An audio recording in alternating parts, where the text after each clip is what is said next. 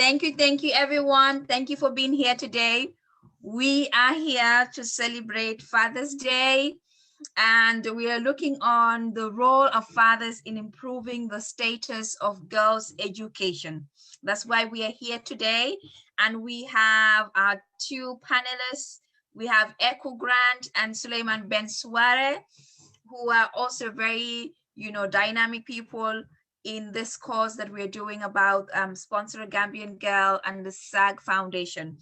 So just to give you a brief background of what we do, Sponsor a Gambian Girl is here to place girls on the path to success through education. So we are advocating for girls to be educated and to be in school. And the way we do that is we support them financially through our sponsors, through our donors, through the various means that people support us so that we can ensure that Gambian girls are in school and they are not at home because of financial constraints. That's what we do. And we do that. We advocate for education. We advocate for them to be in school. We provide them the means to be in school, and so the resources that they need. But with that, we come with our topics every month or sometimes twice in 2 months, as we look at different things and the different things that affect girls. And for today, as tomorrow is Father's Day, we are looking how fathers, support their girls in education and their daughters. What is the role of the father in improving the status of girls' education, supporting them financially, emotionally, physically, holistically, in all aspects of the girl's life? What is that role that the father plays in the family, in society, and for the girl in particular? So this is what we'll be looking at today. We'll be delving into different areas, and we're so pleased that you are here with us. So we'll leave our panelists, Sulayman Ben Suwareh, who's not a stranger, and Eku, for them to give a bit background why they are here today and what they do for the SaGG Foundation. Thank you. Over to you, Ben. Thank you very much, Anita, for inviting us again on this Ben, you're on mute. No, I'm not on mute. Can you hear me? Can you hear me? I can't hear Ben. My settings are.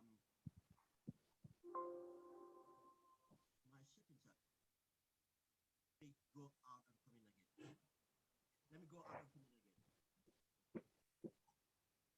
Can you hear me now? Yes, speak up loud. You're a bit far. Can you hear me? Yes, you're very faint. Can you guys hear Ben? Let me know. Can you hear Ben? I can't hear him. Huh? You're very faint, Ben. Let me leave and come back again. Hmm? Let me leave and come back again. Okay, that's fine. Okay, Eku, you can take on. I also wait for Ben. Okay. Thank you for having me here today, Anita.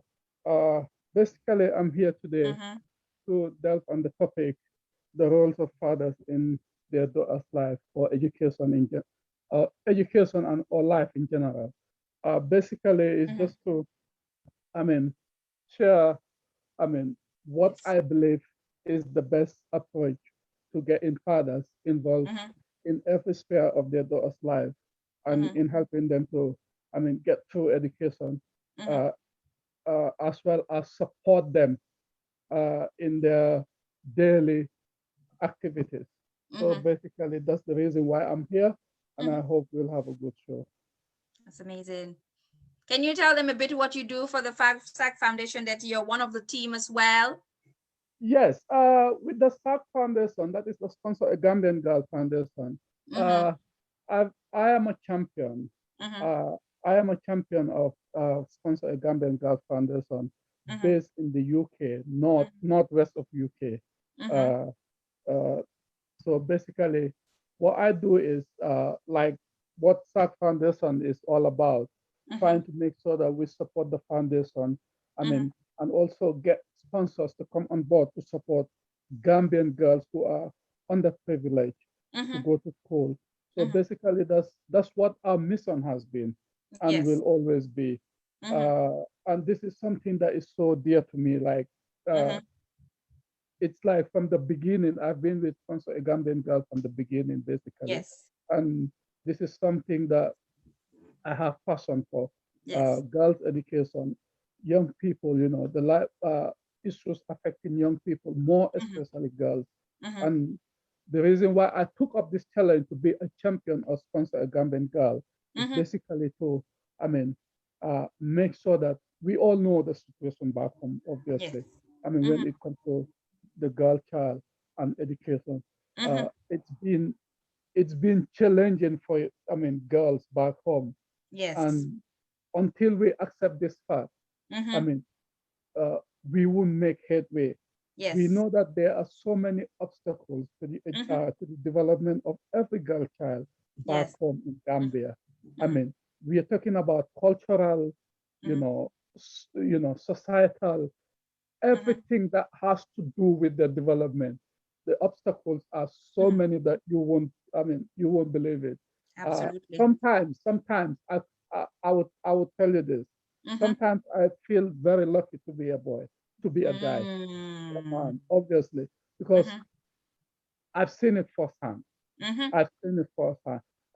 I wouldn't say, I mean, like it's directly, it's something that has directly affected me in my family. But I've seen it within the neighborhood I live in. I've seen it with friends, you know, relatives, you know, and all whatnot. And these are things that motivated me. I know what it means to not go to school. I know what it means to not being able, knowing that you're capable, you have the capacity and everything, but not being able to go to school just because people don't believe in you. Yes. That's the bottom line here. They don't believe in girls back home. And this is something that we have to get rid of. We have to get rid of this because if I could remember very well, whilst I was going to school, most of the brightest students, most of the students that I saw as the brightest, that were doing well, yes, me, you could count most of them are girls. Girls, yes. Most of them are girls. Sometimes I wonder, like at the end of the day, I mean, you could see that some of them would drop out of school, okay, for financial reasons, for Yes. cultural reasons, like jigging the power of them saying, I'm like, cool, this a class, you know.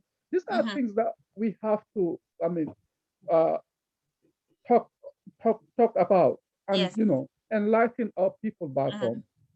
Girls Absolutely. are not meant to be at home. Girls are meant to, they should have equal footing as men, as boys. Yes. They should have that equal footing. And trust me, if this country, if the Gambia, the place that we call our country, is to move like to that next level, it has to involve some. I was talking to one of my friends some days ago, and you know, this politics, about politics, and I said one thing. I'm like, you know what? I believe we have, since independence, Yes. Gambia has been suffering. Yes. We've had like it's like we are at one spot. We've not moved. We are stagnant.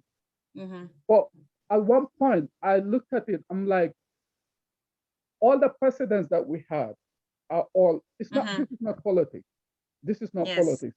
It's just out Okay. of, you know, out of the thinking, out of the blues. It Can came I out of just the see, blues. they said they can't hear. Can you guys hear us now? Can you hear? Let us know, please, in the chat.